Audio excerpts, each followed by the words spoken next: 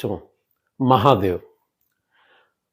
पिछले वीडियो में मैंने बातें बताई थी कि वेक्टर क्या है, स्केलर क्या है, और जस्ट पहले के वीडियो में मैंने बताया था कि दो वेक्टर को अगर सब्ट्रैक्ट करेंगे तो वो नया कुछ भी नहीं है, जस्ट लाइक एडिशन है। तो आगे मुझे जो भी बताना है उसको जानने के पहले मैं आप सबसे रिक्वेस्ट करूंगा कि इसके पहले के दो वीडियोस को आप जरूर देखो, तब ये आज जो बताने जा रहा हूँ ये वाली बात ज़्यादा समझ में आएगी। तो आज मुझे जो बताना है, एक सेकंड।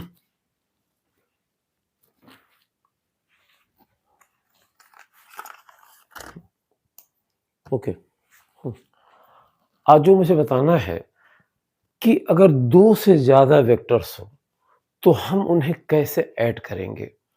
लेकिन इस रिजल्ट पर आने के पहले एक दो छोटी-छोटी बातें जो कि आपके सिलेबस में तो फिज़िक्स में नहीं पूछी जाती हैं, मैथ्स का वो हिस्सा है, लेकिन आपको जानना चाहिए। तो एक दो पॉइंट्स हम लेते हैं, तब हमारा टारगेट होगा कि मोर देन 2 वेक्टर्स को ग्राफिकली हम कैसे ऐड करते हैं और कैसे उनका रिजल्टेंट फाइंड आउट करते हैं। तो वहाँ पहुँचने के पहले मैं एक टर्म लिख रहा हूँ,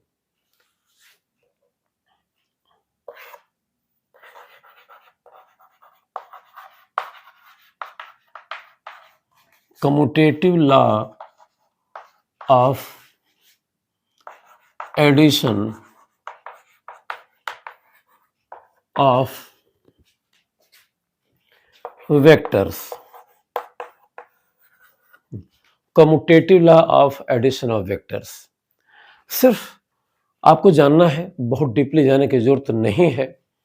तो देखो, मैं लिखना चाह रहा हूं कि there are two vectors A and B, A and B, और हमने ए में बी को ऐड कर दिया, कुछ रिजल्टेंट आएगा। अगर हम बी में ए को ऐड कर दें, सीक्वेंस को रिवर्स कर दें, चेंज कर दें, तो एक नया मान लो रिजल्टेंट आ गया, आर डैश वेक्टर। अब ये देखा जाता है कि ये वेक्टर इसके इक्वल होता है, means R dash vector equals R vector. अगर हम यहां से देखें तो मैं लिखूंगा A plus B, A plus B equals B plus A, A plus B equals B plus A. This is called commutative law, addition of two vectors. अगर हमें इसको ज्योमेट्रिकली दिखाना है, बाय फिगर दिखाना है, तो इसे कैसे दिखाएंगे जरा समझो। ये कम्यूटेटिव लॉ ही है। मान लो बेटा, these are two vectors a and b, they are acting simultaneously at point O। अगर हम पैरेललोग्राम लॉ का यूज करें तो इनका रिजल्टेंट बताने के लिए हम क्या करेंगे, यहां से इसके पैरेलल एक लाइन ड्रॉ करेंगे और यहां से इसके पैरेलल एक लाइन ड्रॉ करेंगे, और ये पैरेललोग्राम कंप्लीट हो गया। जहां पर ये दोनों वेक्टर्स एक्ट कर रहे हैं, इनका जो पॉइंट ऑफ एक्शन है मींस ओ है, यहां से जाने वाले डायगोनल को ड्रॉ किया, यहां से जाने वाले डायगोनल को ड्रॉ किया, तो ये इनका रिजल्टेंट कहलाता है। देखो, पैरेललोग्राम में अपोजिट साइड्स इक्वल होते हैं, तो जितनी इसकी लेंथ है उतनी इसकी लेंथ होगी। अगर इस डायरेक्शन को यहां हम एक एरो से दिखाएं, तो अगर ये बी वेक्टर है तो ये भी हो गया बी वेक्टर, जिसको हम बोलते हैं इक्वल वेक्टर, जिसके बारे में आज हम बात करेंगे। तो अगर ये बी वेक्टर है तो ये बी वेक्टर है। अब जरा केयरफुली इस ट्रायंगल को देखो। तो इस ट्रायंगल को देखा तो triangle law of addition of vector से क्या हुआ कि ए में हमने बी को ऐड किया तो रिजल्टेंट चला आया। जिनको ऐड करते हैं उनको टेल से हेड ऐड करते हैं, रिजल्टेंट जो होता है हेड टू टेल ऐड करते हैं, रिजल्टेंट टेल टू हेड होता है। तो कुल मिलाकर अगर इस ट्रायंगल की बात करें, जो मैं ये निशान लगा रहा हूं, इस ट्रायंगल की मैं बात करूं तो इसमें मैं लिख सकता हूं कि आर वेक्टर बराबर ए प्लस बी, आर वेक्टर बराबर ए प्लस बी। मैं बार बार रिपीट कर रहा हूं, पिछले वेक्टर में वीडियो मैंने बताया था कि जिन वेक्टर को ऐड करते हैं तो उन्हें हेड टू टेल ऐड करते हैं, रिजल्टेंट टेल टू हेड होता है। मीन्स रिजल्टेंट इनिशियल के टेल से फाइनल के हेड को ज्वाइन करते हैं तो रिजल्टेंट कहलाता है। तो ये सारी बातें पिछले वीडियो में हैं, जरा वहां पर रिकैप करना। तो आर हो गया ए प्लस बी। अब चलो हम एक काम करते हैं, हम इस ट्रायंगल को लेते हैं, यूं चलते हैं। तो अगर ये ए वेक्टर है तो लॉजिकली फिर ये भी हो गया ए वेक्टर। तो अगर यहां देखा जाए तो बी में ए को ऐड किया तो ये आर मिला, फिर आर मिल गया बी प्लस ए। तो यहां से ए प्लस बी आर हो गया और यहां से बी प्लस ए आर हो गया। तो बिल्कुल तुम्हें दिख रहा है कि ए प्लस बी इक्वल हो गया बी प्लस ए के। तो दो वेक्टर जिनको ऐड करते हैं ये कम्यूटेटिव लॉ को फॉलो करते हैं। आपको सिर्फ रिजल्ट ही जानना है, इसका यूज करना है। ये कैसे आया है ये आप जान गए, नहीं भी जानते तो फिलहाल फिजिक्स में भी नुकसान नहीं होता। तो ये हो गया commutative law of addition of two vectors. चलो एक और छोटे से लॉ की बात करें तब हम आगे चलेंगे। अब मैं बात करना चाह रहा हूं, मैं यहां लिख रहा हूं एसोसिएटिव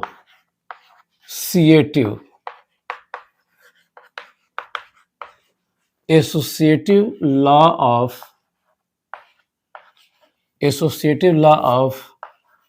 एडिशन ऑफ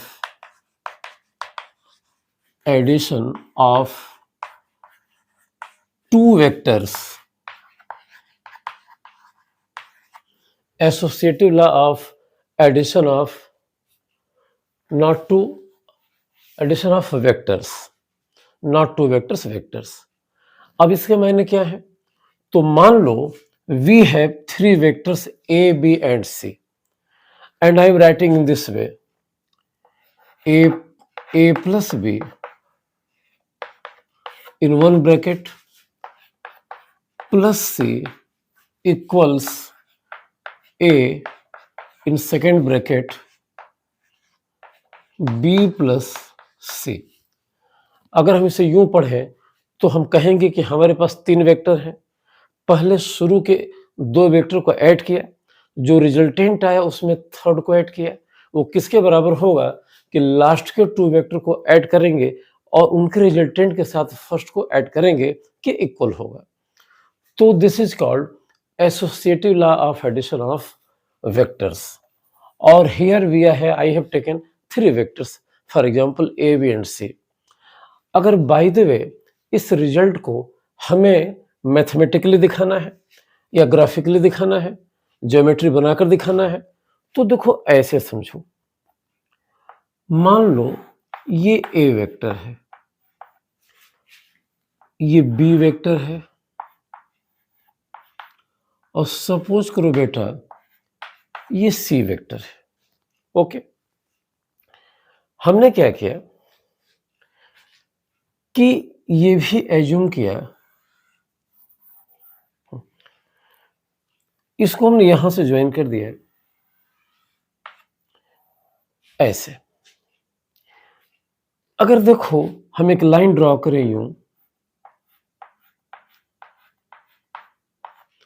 और इसे एक मैं वेक्टर मानूं, इससे मैं एक वेक्टर मान रहा हूं, तो ट्रायंगल लॉ के हिसाब से ए प्लस बी का ये रिजल्टेंट हो गया, सपोज करो आर, और चलो इसे एक नाम दे दिया ओ पी। ये भी एक वेक्टर नाम दे दिया हमने ओ पी। तो जरा फिर से देखो, ये ए वेक्टर था, ये बी वेक्टर था, ये सी वेक्टर था, और इनिशियली फर्स्ट वेक्टर के टेल से लास्ट वेक्टर के हेड को मिलाया, नाम दे दिया ओपी, और इससे भी हमने एक वेक्टर मान लिया। अब ये जो डॉटेड लाइन है इसे भी हमने एक वेक्टर मान लिया आर, और यहां से हम चल रहे हैं तो ए में बी को ऐड किया तो इस ट्रायंगल के हिसाब से यहां हमें आर मिला। तो देखो आर कुछ नहीं है, आर को देखा जाए तो ये ए प्लस बी वेक्टर के बराबर है। और फिर इस ट्रायंगल को देखो, इस ट्रायंगल को देखो जो मैं यूं तुम्हें दिखा रहा हूं। इस ट्रायंगल में आर में अगर सी को ऐड किया जाए तो ओपी वेक्टर मिलेगा। मीन्स आर में सी को ऐड किया तो हमें ओपी वेक्टर मिला, आर में सी को ऐड किया ओपी वेक्टर मिला। आर कुछ नहीं है, आर क्या है, ए प्लस बी है। तो हमने लिख दिया कि ए प्लस बी में हमने सी को ऐड किया, हमें ओपी वेक्टर मिल गया। चलो हम एक काम करते हैं,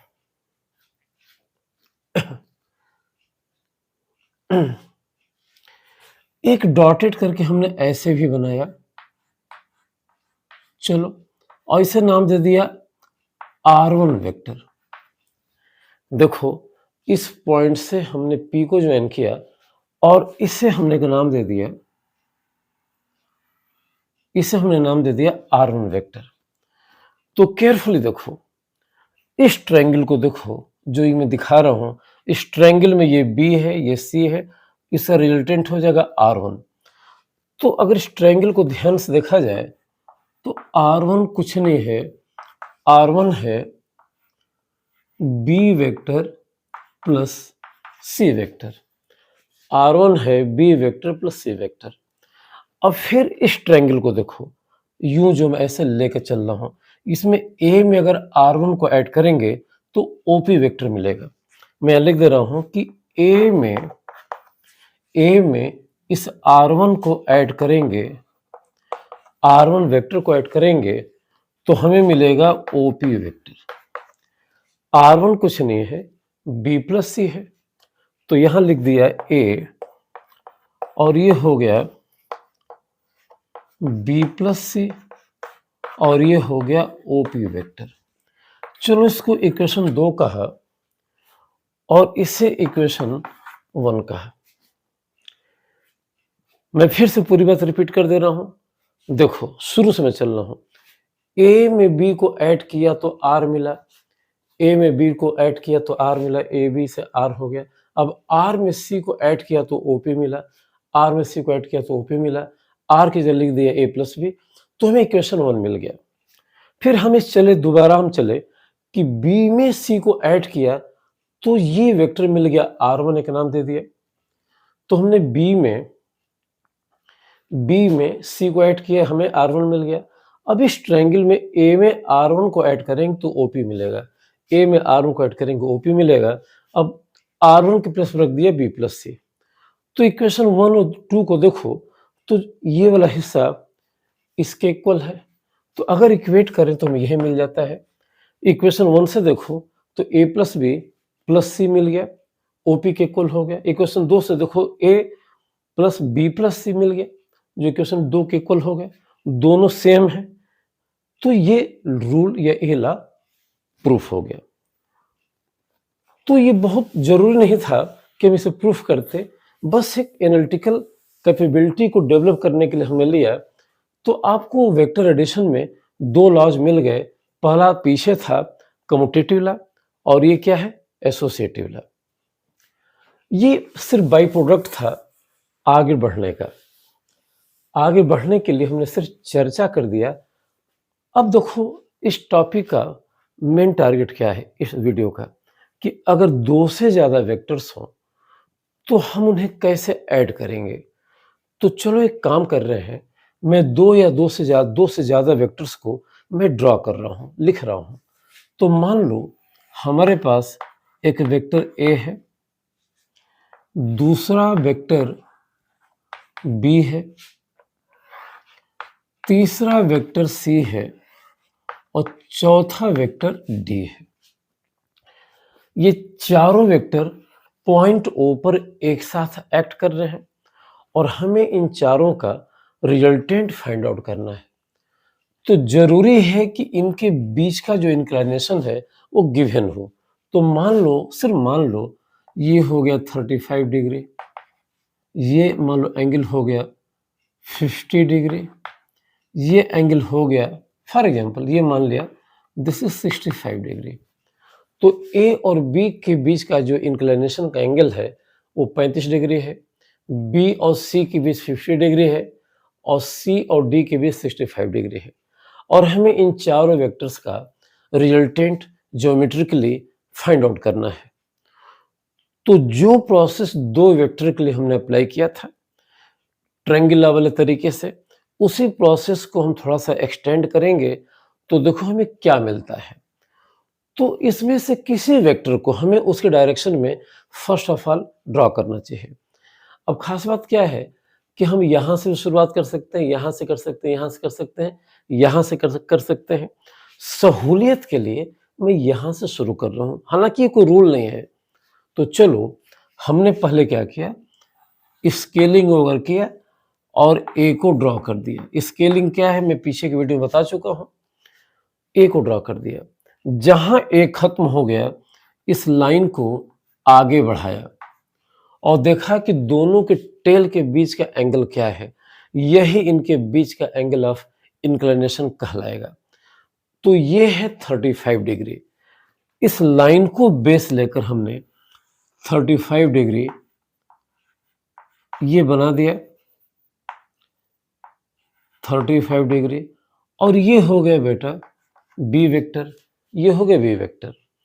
अब बी जहां खत्म होगा उसको भी डॉटेड करके आगे बढ़ा दिया और देखा कि बी और सी के बीच एंगल कितना है, 50 डिग्री है। तो फॉर एग्जांपल ये एंगल हो गया 50 डिग्री और ये वेक्टर हो गया सी।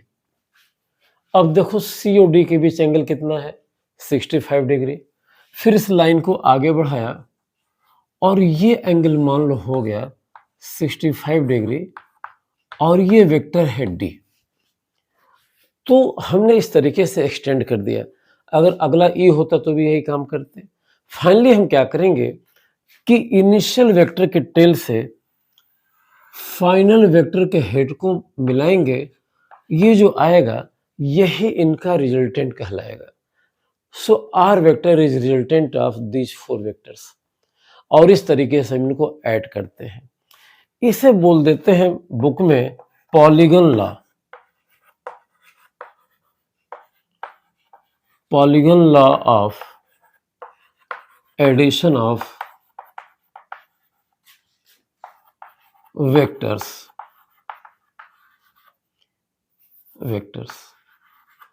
तो देखो बस नाम ही है, नया कुछ नहीं है। जो ट्रायंगल लॉ था जिसमें 3 साइड थी, इस ज्योमेट्री में 3 से ज्यादा साइड है। यहाँ 1 2 3 4 5 साइड है, 6 साइड हो सकता था, 10 साइड हो सकता था। तो एक पॉलीगन बन रहा है, इसलिए इसको बोल दिया polygon law of addition of vectors. So to add the vectors more than 2 vectors we use this approach, and this is called polygon law of addition of 2 vectors. This is not new, this is only extension of triangle law of addition of 2 vectors. जो काम 2 के लिए किया उसी process को आगे बढ़ाकर हमने 2 से ज़्यादा के लिए किया। और जैसे वहाँ रिजल्टेंट निकालते थे और ये भी बताया था वहाँ कि जिनको ऐड करते हैं उनमें एरो का ओरिएंटेशन एक खास तरीके से होता है। जैसे देखो इस एरो को अगर आगे बढ़ाओ तो we are moving in anti clockwise direction. ये एरो ये एरो ये एरो ये एरो हो गया एंटी क्लॉकवाइज डायरेक्शन। जो रिजल्टेंट हो गया समझो कि ये हो गया क्लॉकवाइज डायरेक्शन। ये ऐसी को दूसरी भाषा में बोला कि जिनको ऐड करना है उनको हेड टू टेल ऐड करो, हेड टू टेल ऐड करो, हेड टू टेल ऐड करो और रिजल्टेंट हो जाएगा tail to head. So this is called polygon law. अब प्रश्न ये पैदा होता है, जैसे मैंने पीछे की वीडियो में बताया कि 2 वेक्टरों को ऐड करने की एक हमने मैथमेटिकल अप्रोच को डेवलप किया था और बताया था कि 2 वेक्टरों के रिजल्टेंट को अगर हम आर कहते हैं तो आर हो जाएगा A square plus B square plus 2ab cos theta. इनके बारे में पीछे डिस्कस में कर चुका हूँ। तो क्वेश्चन ये राइज होता है कि 2 से ज़्यादा वेक्टर के लिए क्या कोई ऐसी मैथमेटिकल अप्रोच है? तो मैथमेटिकल अप्रोच तो है, लेकिन वो कोई नई थ्योरी नहीं है, लेकिन वहाँ तुरंत हम नहीं आ पाएंगे। तो देखो प्रॉब्लम क्या है कि पॉलीगॉन के साथ हमने बता दिया कि रिजल्टेंट ऐसे निकलता है, इस लंबाई को नाप लो, स्केलिंग जो तुमने किया है उस हिसाब से आर की वैल्यू पता चल जाएगी। लेकिन बिना इस ज्योमेट्री के भी क्या हम मैथमेटिकली इन सब को ऐड करके आर की वही एग्जैक्ट वैल्यू ला सकते हैं जो हम मेजर करने से आएगी? तो इसका जवाब हाँ में है कि ऐसा बिल्कुल हो जाएगा। लेकिन वहां तक पहुंचने की जर्नी में कुछ बातें हमें जाननी जरूरी हैं जिनका हम वहां यूज करेंगे। तो अब आओ उन बातों को जरा हम समझते हैं और कुछ नए टर्म्स देखते हैं वेक्टर से रिलेटेड। तो देखो वेक्टर के मैं टाइप्स बताना चाहता हूँ। वेक्टर की बहुत से टाइप्स हैं। जानबूझकर मैं अपने आप को 2-3 टाइप तक ही कन्फाइंड करूंगा क्योंकि आगे के टारगेट में इनका ही यूज होगा। तो देखो मैं बार बार बात करता था इक्वल वेक्टर्स के। इक्वल वेक्टर्स के नाम से ही पता है कि दो वेक्टर्स जो आइडेंटिकल हैं, सब कुछ उनका सेम है, they are called equal vectors. तो एक मैं एग्जांपल ले रहा हूं। मान लो एक ये वेक्टर है A vector and this is drawn at point O in the direction of east. दूसरा वेक्टर यहां है बी वेक्टर, उसका जो पॉइंट ऑफ एक्शन है वो ये ओ नहीं है, ओ डैश है। ये भी ईस्ट के डायरेक्शन में ड्रॉ किया गया है। जितना मैग्नीट्यूड इतना इसका है उतना मैग्नीट्यूड इसका है, मीन्स जितनी ये लेंथ इसकी होगी उतनी लेंथ इसकी होगी। अगर मैं ए को कहूं कि अगर ए फोर्स है 10 न्यूटन ईस्ट और बी भी फोर्स है 10 न्यूटन ईस्ट, बस फर्क क्या है कि दोनों का पॉइंट ऑफ एक्शन अलग हो गया। ये ओ पर एक्ट कर रहा है, ये ओ डैश पर एक्ट कर रहा है। अदरवाइज इनका मैग्नीट्यूड सेम है 10 न्यूटन 10 न्यूटन, डायरेक्शन सेम है east east, so they are called equal vectors. तो दो वेक्टर जिनका मैग्नीट्यूड सेम हो, डायरेक्शन सेम हो, they are called equal vectors. ऐसा हो सकता है कि वो अलग अलग पॉइंट पर एक्ट करें, जैसे ये ओ पर एक्ट कर रहा है, ये ओ डैश पर एक्ट कर रहा है। तो बेटा फर्स्ट वेक्टर मैंने तुम्हें बताया क्या होता है, इक्वल वेक्टर्स। चलो हम एक नए वेक्टर की बात करेंगे और ये बात हो गया नल वेक्टर। नल वेक्टर या इसको बोल दिया जीरो वेक्टर।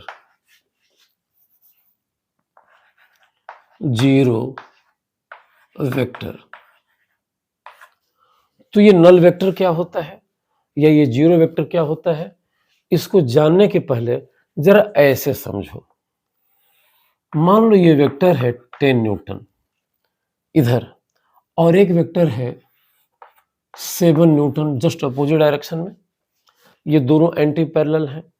कोई बोले इनका रिजल्टेंट बताओ, तो हम कहेंगे कि इनिशियल के टेल से फाइनल के हेड को ज्वाइन करेंगे, यही इनका रिजल्टेंट कहलाएगा। तो देखकर कोई बता देगा कि रिजल्टेंट है 3 Newton. 7 Newton just anti direction, anti parallel direction में 7 न्यूटन, तो 10 से 7 घटाया, ये 3 न्यूटन हो गया, इनका रिजल्टेंट हो गया। अब मैं कहूं कि ये वेक्टर है 10 न्यूटन और ये वेक्टर है 9 न्यूटन, ये रिजल्टेंट बताओ, तो आप बोलोगे ये हो गया 1 न्यूटन, तो यहाँ रिजल्टेंट हो गया 1 न्यूटन। तो आप ये देख रहे हो कि दो वेक्टर जिनके डायरेक्शन अपोजिट है, जिनको ऐड कर रहे हैं, रिजल्टेंट एक वेक्टर मिल रहा है, इस दिशा में मिल रहा है, जिसकी डायरेक्शन, जिसकी वैल्यू हो गई 3 न्यूटन, डायरेक्शन इधर हो गई, यहाँ वैल्यू मिल गई 1 न्यूटन, डायरेक्शन इधर हो गई। अगर इसी लॉजिक को आगे बढ़ाएं, इस लॉजिक को आगे बढ़ाएं, तो ये 10 न्यूटन है और ये 10 न्यूटन है। अब इस केस में क्या करेंगे, अब रिजल्टेंट की बात करेंगे तो वो तो हो गया 0। 10 में से 7 घटाया 3 आया, 10 में से 9 घटाया 1 आया, तो 10 से 10 घटाएंगे तो 0 आएगा। अब बात इसकी है कि अभी तक जो रिजल्टेंट था एक वेक्टर था, दो वेक्टर थे ऑपोजिट डायरेक्शन में थे, उनको ऐड करते थे तो रिजल्टेंट एक वेक्टर आता था। तो यही लॉजिक बताती है कि यहाँ भी दो वेक्टर हैं, ऑपोजिट डायरेक्शन में है, बाई चांस उनका मैग्नीट्यूड सेम हो गया, तो अब रिजल्टेंट को वेक्टर कहेंगे कि नहीं, क्योंकि मैग्नीट्यूड तो कुछ है ही नहीं। तो इसका जवाब है कि अगर अभी तक वेक्टर कहते चले आ रहे थे तो इसे भी वेक्टर कहेंगे, और हम अगर सिंबॉलिकली लिखें तो हम इसके ऊपर एक एरो लगा देंगे। तो जो हमें मिलता है ये जीरो वेक्टर मिल जाता है, जिसका कोई मैग्नीट्यूड नहीं है, मैग्नीट्यूड जीरो है। अब प्रश्न है कि इसे डायरेक्शन कौन सी लेंगे, तो चूंकि मैग्नीट्यूड ही नहीं है तो डायरेक्शन की बात क्या करें। देखिए, ये नहीं कहेंगे कि इसकी डायरेक्शन नहीं होगी, चूंकि अभी तक डायरेक्शन हो रही थी और वेक्टर है तो डायरेक्शन होनी चाहिए। सिर्फ ये कहेंगे कि इसकी डायरेक्शन स्पेसिफाइड नहीं है, फिक्स्ड नहीं है, पर्टिकुलर डायरेक्शन नहीं है, क्योंकि मैग्नीट्यूड क्या है, जीरो वेक्टर है। मैग्नीट्यूड क्या है, जीरो है। तो अब बात आती है कि जीरो वेक्टर या नल वेक्टर क्या है। तो इसका जवाब है कि जब दो इक्वल और अपोजिट वेक्टर को ऐड करते हैं तो we get a null vector और zero vector represented by this symbol, so this is called null vector having zero magnitude and no specific direction। ये नहीं कहेंगे एक डायरेक्शन नहीं होगी, अगर वेक्टर है तो डायरेक्शन माननी पड़ेगी। चूंकि मैग्नीट्यूड ही जीरो है तो डायरेक्शन को किधर बताएं ये बताना मुश्किल है। सो we may say that there is no specific direction of null vector but it has direction also because it is a vector. तो नल वेक्टर की यही डेफिनेशन हो गई, जिसे मैं एक बार फिर रिपीट कर दूं कि जब दो बराबर और उल्टे वेक्टर को ऐड करते हैं तो जो हमें मिलता है वो नल वेक्टर या जीरो वेक्टर कहलाता है। इस नल वेक्टर का मैग्नीट्यूड जीरो होगा और डायरेक्शन स्पेसिफाइड या फिक्स्ड नहीं होगी। हमें इसके बारे में आगे इसका यूज करना है। ओके, तो हमने बताया नल वेक्टर। अब हमको बात करनी है यूनिट वेक्टर की, बात करनी है यूनिट वेक्टर की। एक एग्जाम्पल से पूरी बात समझो। जैसे मान लो एक फोर्स है जो एक वेक्टर है और फोर्स है 10 न्यूटन ईस्ट। फोर्स का मैग्नीट्यूड है 10 न्यूटन, डायरेक्शन क्या है, ईस्ट है। हमें क्या करना है, इस फोर्स को उसके मैग्नीट्यूड से मीन्स 10 न्यूटन से डिवाइड कर देना है। तो सिंबल में हम लिखेंगे कि हमने फोर्स को उसके मैग्नीट्यूड से डिवाइड कर दिया है। ये सिंबल है मैग्नीट्यूड का, यहाँ पर 10 न्यूटन है। हम चाहें तो इसको ऐसे भी लिख सकते हैं जैसे पिछले वेक्टर मैंने बताया कि मैग्नीट्यूड के लिए अगर दो लाइन खींचोगे तो मॉडुलस कहलाएगा, तो आप यहाँ एरो लगा दोगे, और अगर मॉड हटाओगे, दो लाइन हटाओगे तो एरो भी हटाना पड़ेगा। तो या तो ऐसे लिखो या यूं लिखो, बात एक ही है। चलो मैं जानबूझकर इसको ऐसे लिख रहा हूं। तो हमने फोर्स को जो 10 न्यूटन ईस्ट था उसके मैग्नीट्यूड 10 न्यूटन से डिवाइड किया। देखो ये कट जाएगा और हमें मिलेगा 1 ईस्ट, और इसको हमने एक नया नाम दे दिया एफ कैप। तो हम कहेंगे कि हमने फोर्स के डायरेक्शन में यूनिट वेक्टर ऑब्टेन कर लिया है। तो यूनिट वेक्टर क्या होता है, जब किसी वेक्टर को उसके मैग्नीट्यूड से डिवाइड करते हैं तो जो कुछ मिलता है इस वेक्टर के डायरेक्शन में यूनिट वेक्टर कहलाता है। और यूनिट वेक्टर की कोई यूनिट नहीं होती है। देखो ये यूनिट न्यूटन पर कट गया, सिर्फ डायरेक्शन होती है। इसकी अपनी कोई इंडिविजुअल पहचान नहीं होती है, जस्ट एक इंडिकेटर की तरह होता है ऐसे। इसके नेक्स्ट में फोर्स लिख दिया तो इस डायरेक्शन में फोर्स को बताएगा, इसके नेक्स्ट में डिस्प्लेसमेंट लिख दिया तो इस डायरेक्शन में डिस्प्लेसमेंट को बताएगा। तो मैं फिर से रिपीट कर दूं तब मैं आगे चलूंगा। जब किसी वेक्टर को उसके मैग्नीट्यूड से डिवाइड कर देते हैं तो जो कुछ हमें मिलता है इस वेक्टर के डायरेक्शन में यूनिट वेक्टर कहलाता है। और एग्जाम्पल हमने ऐसे लिया। यूनिट वेक्टर की कोई यूनिट नहीं होती है, सिर्फ एक इंडिकेटर होता है किसी खास दिशा को बताने के लिए। जैसे ईस्ट के डायरेक्शन को बताने के लिए एक एरो खींच दिया और कुछ नहीं लिखा, ये यूनिट वेक्टर हो गया। जो लिखेंगे उसके डायरेक्शन को बताएगा। जैसे मैंने बताया कि यहाँ फोर्स लिख दें तो फोर्स को ईस्ट में बताएगा, फोर्स को ईस्ट में बताएगा। अगर यहाँ डिस्प्लेसमेंट लिख दें तो डिस्प्लेसमेंट को ईस्ट में बताएगा। अगर वेलोसिटी लिख दें तो वेलोसिटी को ईस्ट में बताएगा। इसकी अपनी कोई निजी पहचान नहीं हुई, जस्ट एक पॉइंटर की तरह है। तो ये हो गया यूनिट वेक्टर। और यूजुअली एक कैप लगाकर ऐसे रिप्रेजेंट करते हैं। हालांकि कोई रूल नहीं है, लेकिन कॉमनली एक कैप लगाते हैं। अब चलो देखें कि कुछ ट्रेडिशनल यूनिट वेक्टर्स हैं जो तुम्हें जानने चाहिए। जैसे मान लो ये एक्स एक्सिस है, ये वाई एक्सिस है, ऐसे बनाता तो जेड एक्सिस हो जाती। तो एक्स की पॉजिटिव डायरेक्शन में यूनिट वेक्टर का एक परंपरागत सिंबल है आई कैप। तो जब भी आई कैप लिखा होगा और कुछ और मेंशन नहीं किया गया होगा, तो हम मान लेंगे कि जो भी एक्स एक्सिस होगा उसकी पॉजिटिव डायरेक्शन में यूनिट वेक्टर को हम बोलेंगे आई कैप, और एक्स की निगेटिव डायरेक्शन में यूनिट वेक्टर को बोलेंगे माइनस आई कैप। वाई की पॉजिटिव डायरेक्शन में यूनिट वेक्टर का सिंबल हम जनरली लेते हैं जे कैप, और वाई की निगेटिव डायरेक्शन में यूनिट वेक्टर का जनरली सिंबल हम लेते हैं माइनस जे कैप। और अगर इसको हम जेड एक्सिस बोले तो जेड की पॉजिटिव डायरेक्शन में यूनिट वेक्टर का सिंबल हो जाएगा के कैप, जेड की निगेटिव डायरेक्शन में यूनिट वेक्टर का सिंबल हो जाएगा माइनस के कैप। तो के कैप माइनस के कैप। तो बच्चों ये तीन बातें आप याद रखो, आई कैप, जे कैप एंड के कैप। मैं फिर से रिपीट कर दूं, एक्स की पॉजिटिव डायरेक्शन में यूनिट वेक्टर को बोल दिया आई कैप, एक्स की नेगेटिव डायरेक्शन में यूनिट वेक्टर का सिंबल यूजुअली हम लेते हैं माइनस आई कैप। को रूल नहीं है, लेकिन जब तक ना कहा जाए हम यही मानकर काम चलाते हैं। वाई की पॉजिटिव डायरेक्शन में जे कैप, वाई की नेगेटिव डायरेक्शन में माइनस जे कैप, जेड की पॉजिटिव डायरेक्शन में के कैप, जेड की नेगेटिव डायरेक्शन में माइनस के कैप। जेड एक्सिस में बना नहीं पा रहा हूं, लेकिन आप शायद समझ रहे होगे। तो ये हो गया। तो ये तीन यूनिट वेक्टर्स हो गए। अब एक चीज और, तो हमने बताया इक्वल वेक्टर, हमने बताया नल वेक्टर, और हमने बताया यूनिट वेक्टर। अब जहां हमें पहुंचना है, कहां पहुंचना है कि दो से ज्यादा वेक्टर्स को कैसे मैथमेटिकली ऐड करेंगे विदाउट ड्राइंग देयर ग्राफ्स, या उनको ज्योमेट्री के बिना हम कैसे ऐड करेंगे, हमें वहां तक पहुंचना है। वहां तक पहुंचने के पहले फिर से मैं एक डायग्राम बना रहा हूं, जरा देखो और हमें समझाओ। ये ए वेक्टर है, मान लो ये बी वेक्टर है, ये सी वेक्टर है, ये डी वेक्टर है, और ये इनका रिजल्टेंट है जैसा हमने पॉलीगॉन लॉ में बताया। तो देखो ए बी सी डी को ऐड करने से आर मिला, तो A B C D R के कंपोनेंट्स कहलाएंगे। तो कंपोनेंट ऑफ ए वेक्टर के मायने क्या हो गए कि ये रिजल्टेंट आर है।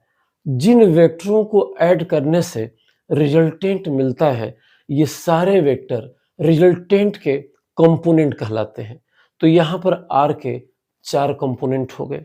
5 होता तो 5 हो जाते, 10 होता तो 10 हो जाते। सो if we add a number of vectors and getting the resultant, those vectors are called components of the resultant. तो यहाँ R के 4 रिजल्टेंट हो गए, 5 हो गए, 6 हो गए, कुछ भी हो सकते हैं। तो रिजल्टेंट की मीनिंग आपको बिल्कुल काम भर समझ में आ रही है। थोड़ा सा हम इस बात को और आगे बढ़ाएं, और एक मैं डायग्राम बना रहा हूं। जैसे देखो ये ए वेक्टर है, ये 90 है, ये बी वेक्टर है, और ये रिजल्टेंट है, ये आर वेक्टर है। तो देखो ये दो वेक्टर हैं ए और बी, ये म्यूचुअली परपेंडिकुलर डायरेक्शन में है, और आर उनका रिजल्टेंट है।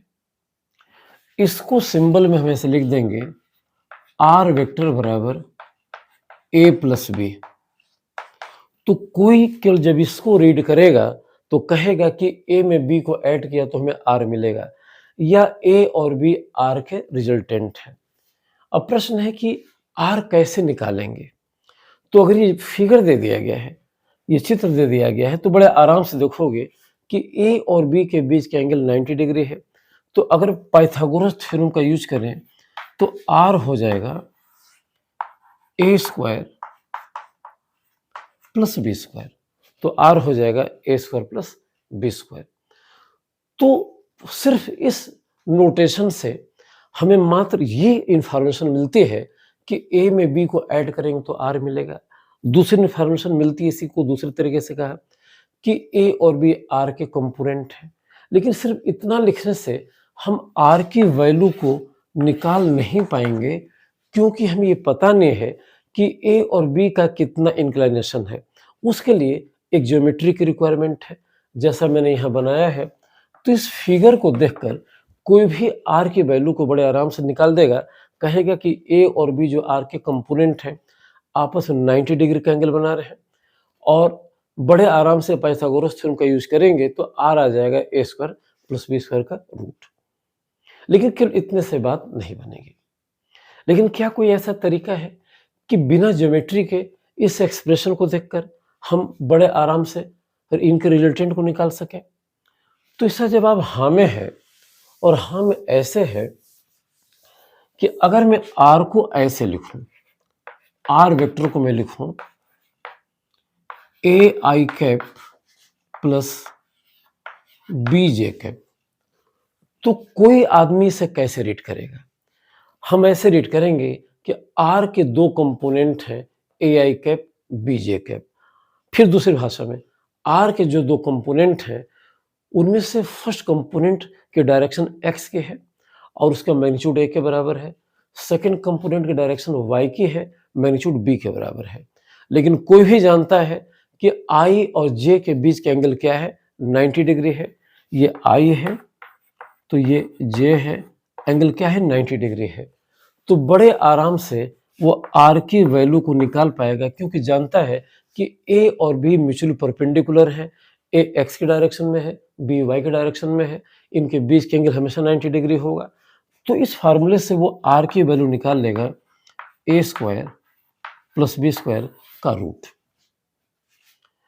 तो तुम्हें एक बात दिखाई दी कि अगर किसी वेक्टर को उसके म्यूचुअली परपेंडिकुलर कंपोनेंट के फॉर्म में लिख दें तो रिजल्टेंट बड़े आराम से निकल सकता है, और ये सीधे हो गया जो आई का कोफिशिएंट है उसका स्क्वायर किया, जो जे का कोफिशिएंट है उसका स्क्वायर किया, सम किया, रूट लिया, रिजल्टेंट का मैग्नीट्यूड निकल गया।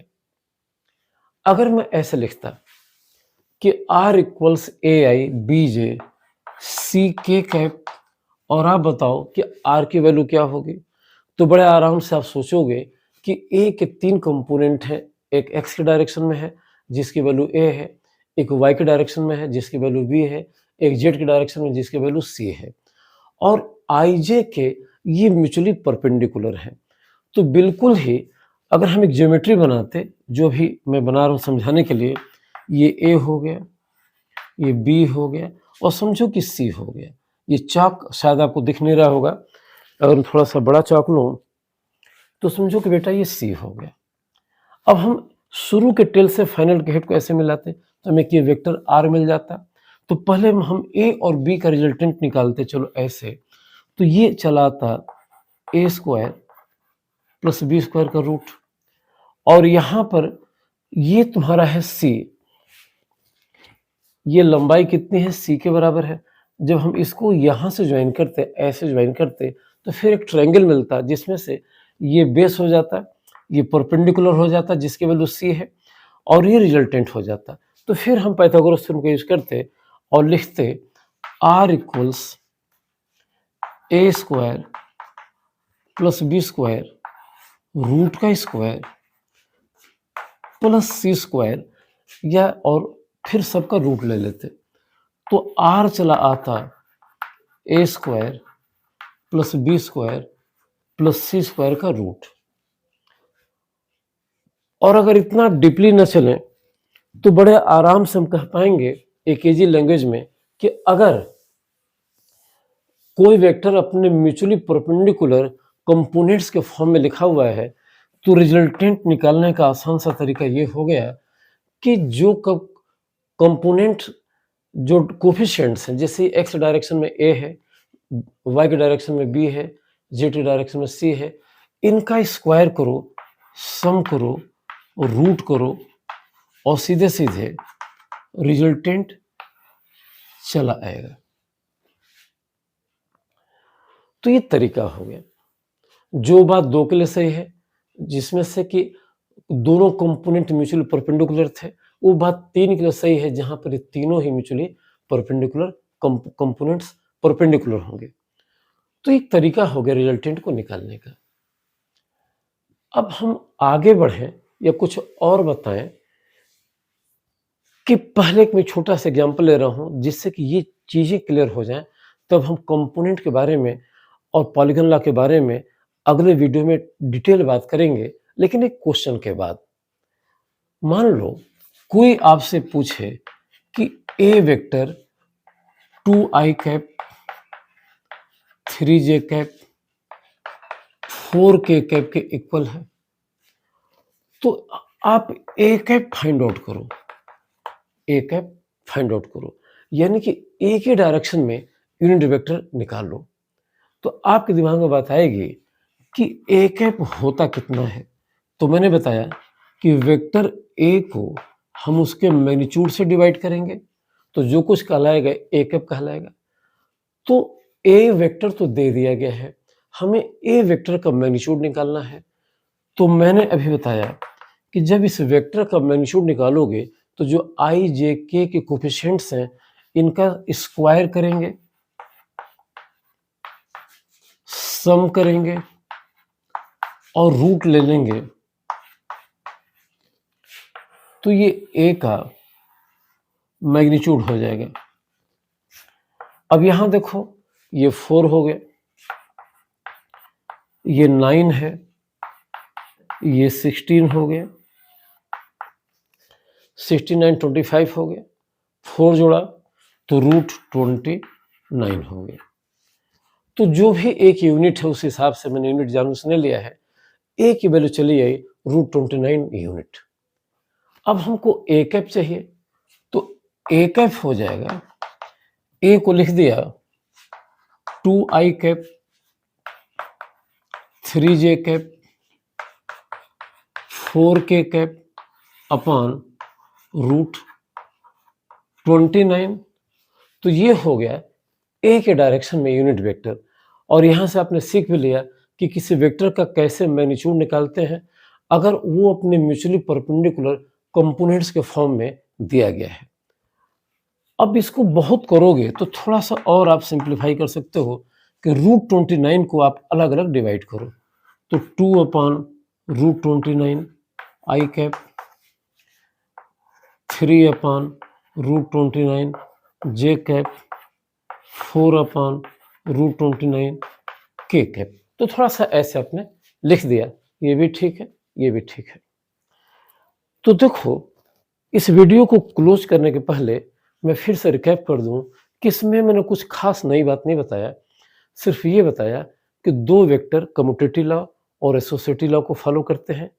दो वेक्टर तो कम्यूटेटिव लॉ को फॉलो करेंगे, दो से ज़्यादा जैसे 3 हो गए ये एसोसिएटिव लॉ को फॉलो करते हैं। ये बस एक इन्फॉर्मेशन था जो आपको जानना चाहिए था, डिटेलिंग मस्ट नहीं था, हालांकि मैंने कर दिया। उसके बाद से पॉलीगॉन लॉ में क्या होगा कि दो से ज़्यादा वेक्टर को ज्योमेट्रिकली हम कैसे ऐड करेंगे, लेकिन उनके मैथमेटिकल एक्सप्रेशन को फाइंड आउट करने के लिए कि बिना ज्योमेट्री के दो से ज़्यादा वेक्टरों का रिजल्टेंट कैसे निकालेंगे के लिए ज़रूरी था कि आप यूनिट वेक्टर को जानो। और यूनिट वेक्टर जो हमने पर्टिकुलर डायरेक्शन में लिए थे एक्स वाई जेड में, उनको आप जानो। आप जान गए। अब अगले वीडियो में हमें दो बातें बतानी है, मैथमेटिकल फार्मूला बताना है मोर देन 2 वेक्टर्स को ऐड करने वाला, और फिर हमें थोड़ी सी और डिटेल बात करनी है कंपोनेंट की। बेटा तब तक के लिए महादेव, और आपसे रिक्वेस्ट है कि थोड़ा वीडियो को लाइक, सब्सक्राइब और शेयर करो।